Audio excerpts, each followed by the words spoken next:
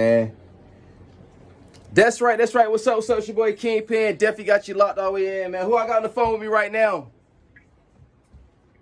Yo, what it is, man? It's your man Super SVPA. Y'all may know me from the hit record Halle Berry. Yeah, that's me on the hook.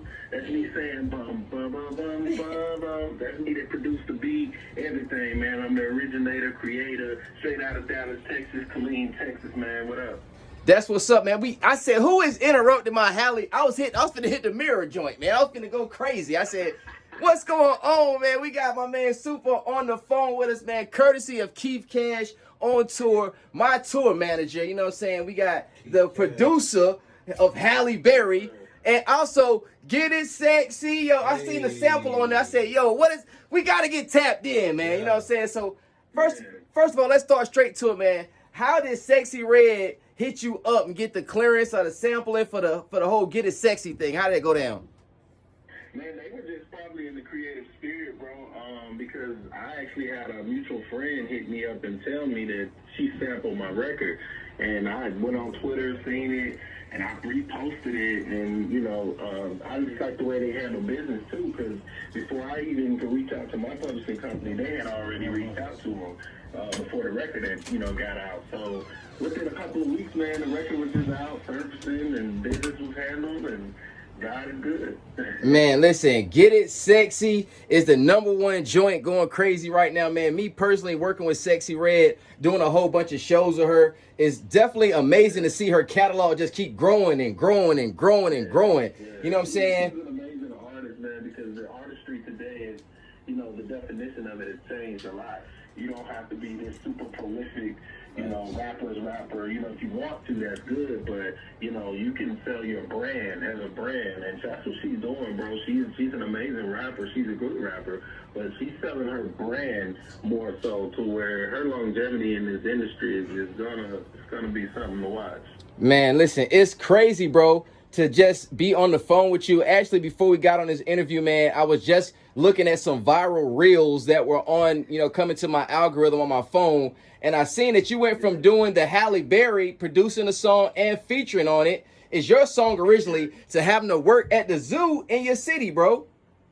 Yeah, man. It was like in Houston, when I was living in Houston, I had to, bro. And, you go through some legal issues in the music industry to where, you're not getting paid, so you got to get a job. So, yeah, but I actually made that song, the beat and the song, in my dorm room at Prairie View. Shout out to the HBCUs out there. But, yeah, I made it in my dorm. It blew up real big. I signed with somebody. They ended up selling the record to Hurricane Chris. Me and Hurricane took it on the road. We took it worldwide, globally. And, the rest is history, man. Like, I sit there and watch your story, you know what I'm saying? And it reminds me of somebody who was really trying to get into the music business, and they had a hot record.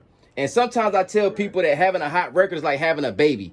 If you cannot afford to take the baby and take care of it, give it up for adoption, you know what I'm saying? And what it seemed like you did was, you was like, this record is bigger than me, and I'm going to end up, you know what I'm saying, not being able to capitalize like I can by myself. So you gave the record away to somebody else and let them kind of take control. Like Duro, he was on it originally.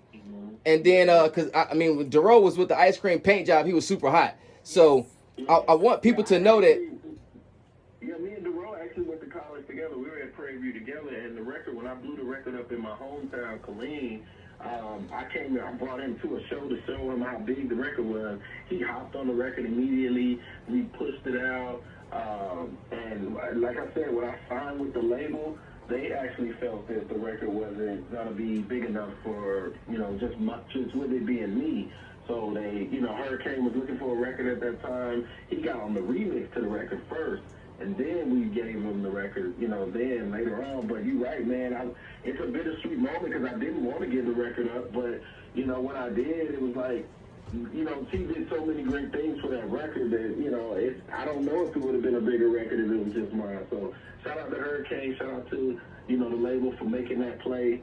happen, because over the years I was like, man, that was actually a pretty good play, now that I think about it, because it gave me opportunities like these with the Sexy Red sample in it. I don't know if she would have sampled it if it was just my record, so Right. yeah, man. That's one of the things that I tell artists is if you can't maintain the record, like put $100,000 behind the promotion and marketing. If you can't do a big budget video, then sell the record. You know what I'm saying? If you're a creative person, sell the record, do another one, and things like that. So I feel like that the music industry sometimes can take advantage of people, and they do you feel like the industry took advantage of you because you was kind of quote unquote green and didn't understand about points and stuff like that and royalties and things of that nature, that you was just kind of going with the flow? So do you think that you going with the flow, they took advantage of you? Yeah, I was taking advantage of it a little bit. I still got to retain all the accolades, and after going to court, retaining all my percentages back.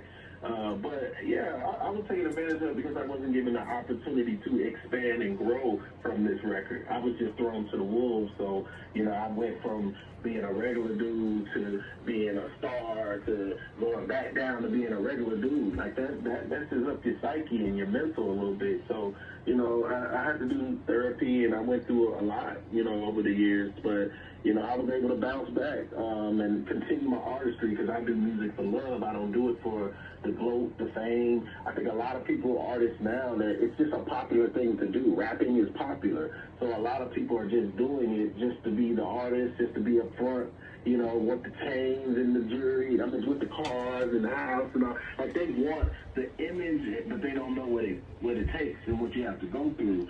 And it's other ways to sustain in this industry. You can be a songwriter. You can be behind the scenes producing, helping people produce. Ghostwriting is a thing now. So, yeah, man, like, it's so many different things. You don't have to just be the artist. You can